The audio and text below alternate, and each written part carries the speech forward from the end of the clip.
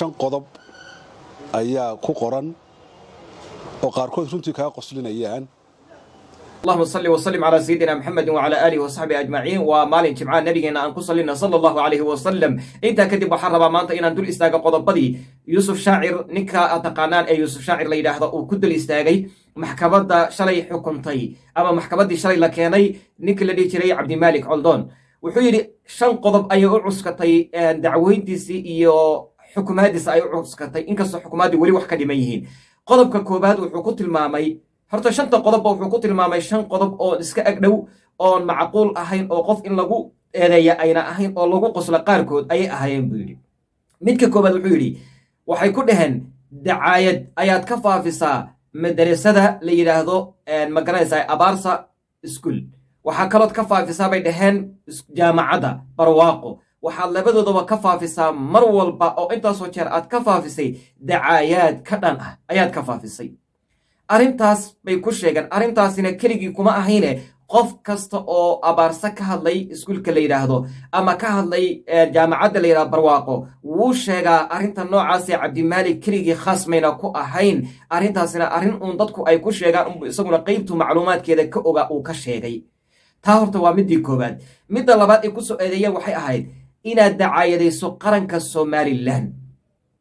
oo tiraahdo waxay keeneen wadankii u ogolaadeen jaamacad iyo iskuul akhlaaqda dilaya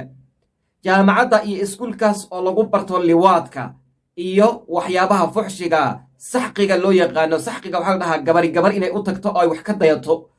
waxaasay keeneen wiilashuna inay ka daydaan wiilasha wax ka daydaan oo liwaad ba carabiga lagu yiraahdaa ama diinteenu liwaad bay u taqaanaa gabdhaha inay gabdhaha u tagaan wax ka daydaan waxa loo yaqaanaa saxqi baa loo yaqaanaa labadaasay keeneen iskuul iyo jaamacad iskuul la yiraahdo abaarsa iskuul iyo jaamacad la yiraahdo barwaaqo oo labaduba khaniisnimadka iyo gabdhuhu inay isguursadaan ama wax iska daydaan wiilasha inay wax ka daydaan ayay wadankii u ogolaadeen taasina waxay ka dhigan tahay inaad qarankii u gaftay iskuulkii u gaftay jaamacaddii u gaftay maamulkii u gaftay madaxweynihii u gaftay wasiiradii u gaftay wax alla yaalo wixii jiray meesha ka jiray systemkii ka jiray oo dhan baad u gaftay oo mas-uuliyad xun baad ku tilmaantay oo dadkii indhahoodii baad ku soo jeedisay ayay ku dhaheen arrinta labaadna saasa samaysay bay dhaheen arrinta saddexaad waxay dhaheen waxaa dacaayaad ka faafisay dowladda laf ahaanteeda ayaa dacaayaad ka faafisaa baarlamaankeeda iyo sharci dejiyaasheeda ayaa dacaayadaysay wax ka sheegtay welibana arrinta noocaasa sida uu yuusuf shaacir sheegayo nin xildhibaan ah buu tusaale ahaan u soo qaatay ninkii xildhibaanka ahaabay ayay ka wadaan dabcan ninkana dee sida uu yuusuf shaacir sheegayo inaad xildhibaankaaga adigu aad soo dooratay ee adiga ku matala ee golaha kugu matala khalad iyo sax wuxuu leeyahay hadduu sax leeyahayna inaad ku taageerto hadduu khalad leeyahayna aad falanqaysood ka hadasho oo toosiso xaq baad ugu leedahay shacab haddaad tahay aad tahay qof shacab aad tahay xaq ayaad ugu leedahay ninka inaad toosiso hadduu khaldan yahay hadduu saxan yahayna inaad tiraahdo niyo waa saxan tahay hore u soco inaad tiraahdo marka xildhibaan buu tusaale ahaan u soo qaatay Cabdimaalik Muuse Culdoon oo uu su'aalo weydiiyey oo arrimo uu ka hadlay uu ka jawaabay arrimihii baa lagu haystaa oo la yidhi qaranka laftiisii baad gudaha ugu soo dhacday oo dicaayaad iyo arrimo ceeba ah ka faafisay oo sharci dejintiisii baad wax ka sheegtay sharci dejintii ama ha noqoto wasiiro ama ha noqoto dee lama kala qaadayo mar haddii sharci dejin la yidhaahdo waa waxa ugu horreeya xildhibaanada iyo qolyaha embiyada ayaa ugu horreeya waxaa ku xiga wasiiradii adiga waxaa la yidhi dowladdii biakmalihaa sharci dejinteedii ayaad wax ka sheegtay Cabdimaalik Muuse Culdoonow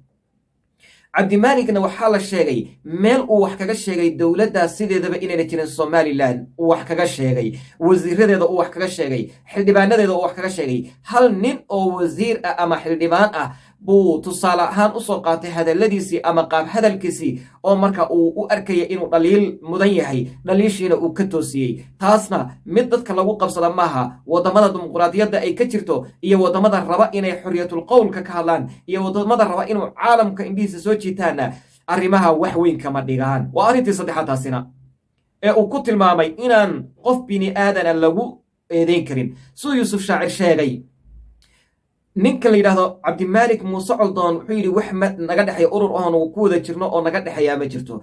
dad shakhsiyaad aanu wada taageerna ma jirto, wax dan ahoo khaas oo aniga iyo cabdimaaligna kulmaysaa ma jirto, oona ka ahayn inuu yahay walaal muslim ah, inuu yahay walaal reer dowladdu ay wada joogaan oo isku dowlad ay yihiin, isku muslim ay wada yihiin, wax aan ka ahayn. wuxuuna welibana sheegay wax kasta uu cabdimaalig aaminsan yahay kuma taageersani, laakiin markii dulmi iyo khalad lagu hayo ayaanan u dulqaadan karin, oon rabaa inaan dhaho dulmiga ha laga daayo, oon ku garab istaagoon ka qabto in dulmiga laga daayo. arrinta kale ee afraad ee uu sheegay waxay ahayd inaad ka qortay iskuulka Abaarso iyo jaamacadda Barwaaqo, waxaad ka qortay oo faafisay oo baraha bulshada aad ku faafisay qoraallo ka dhan jaamacadda ku ah Barwaaqo, iskuulka ku ah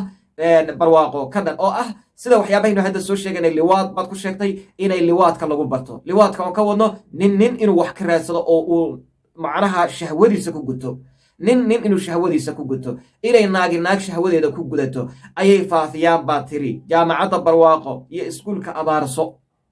taasina waxay ka dhan ku noqonaysaa jaamacaddii iyo iskuulkii dowladdu sharciyaadka siisay ay u ogolaatay waddankeeda ee iyadu soo jakintaysay sheegayaan ayay ka dhan ku tahay. yuusuf shaacir middaa wuu ka jawaabayoo jaamacaddan ay dowladdu saa u difaacayso iyo iskuulka ay sidaa u difaacayaan, ninkii aas-aasay ee wariyaha ahaa ayaa sheegaya inuu ka shaqeeyo ragga guursada, ragga shahwadooda ku guta, dumarkooda shahwadooda ku guta, wax la yidhaahdo kala maaran ama isku filnaanshaha gaara, inay ayagu adduunka rabaan inay ku faafiyaan. isagii baa sheegay, wariyihii baa sheegay buu yidhi yuusuf shaacir. maxaa lagu haystaa coldoon? maxaa lagu haystaa? wariyihii baaba la taagnaa oo somalilan keliya maaha adduunka la marayey. ha la aqoonsado ninka inuu guursado shahwadiisana ku guto, isaga laftiisaana sameeyaba dhaqanka, oo nin ama isagaa la qabi jiray ama isagaa wax qabi jirayba, oo waxa uu u ololeeyaaba waxaa ahaa maxay somalilan ugu qarinaysaa wax aan qarsoomi karin, sacabadeeda ugu qarin kartaa? qorax ma lagu qarin karaa gacmahaaga ama sacabahaaga qoraxda soo dhalatay ma lagu qarin karaa? waa maya. isagii baaba meel walba la taaganay. maxaa cabdimaalig loo saarayaa? maxaa eed una lahayn loo saarayaa? waa hadalladii qurquruxda badnaa ee uu walaalkeen aad ugu soo celceliyey yuusuf shaacir. intaa kadib yuusuf shaacir wuxuu yidhi maa ashbaha leylata albaarixa, macnaa waa kelimo macnaheedu saa yahay. dowladdii soomaaliya markay sii dhacaysay, keligii taliskii markuu sii dhacayay ninkii ahaa dowladdii la dhihi jiray aad garanaysaan ee soomaaliya markay sii dhacaysay, waxay samaynaysay dhaqamada somalilan maanta ay kula kacayso shacabkeeda iyo dadkeeda iyo waxgaradkeeda ay kula kacayso dhaqamo u eg bay samaynaysay buu yidhi,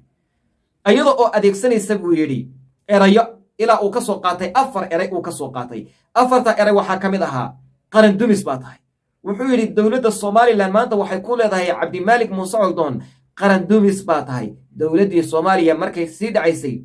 ee hanti wadaagga ahayd, ee shuuciyadda ahayd, ee diinta la dagaalantayna maxay lahayd? qaran dumis yaa tahay bay dhihi jirtay. qofka ra'yigiisa iyo xorriyatul qowlkiisa hadduu ku hadlo ama wax ka ra'yi duwan uu ku hadlo, qaran dumis ayaa tahay bay dhihi jireen. madaxdan maanta joogtayna ku dhihi jireen ee somalilan ayayna saa ku dhihi jireen. erayga labaad ay adeegsan jireen waxay ahayd buu yidhi wadaad xume. ninka culummada ah ee khayrka u sheega ee damca inay diinta ilaahay gafkii ka gelayaan u sheega, waxay ku dhihi jireen wadaad xume. erayadii bay adeegsataa dowladda somalilan maanta ayuu yidhi, oo la marayo 2022 la marayo. dabcan anaa ugu sii daray inayawaas, laakiin sidaasuu dhahay. erayga saddexaad ay dowladda somalilan maanta adeegsato waxa weeyaan buu yidhi waxaa tahay dib u socod. dowladdii soomaaliya markay sii dhacaysay dib u socod baa tahay bay dadka ku eedayn jirtay buu yidhi. dib u socod baa tahay.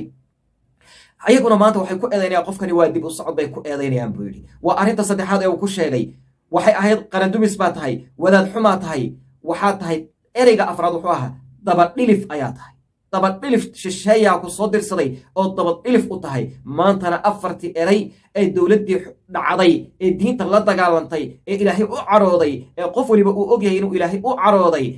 ayay maanta erayadeedii isticmaalayaan buu yidhi. intaa kadib wuxuu yidhi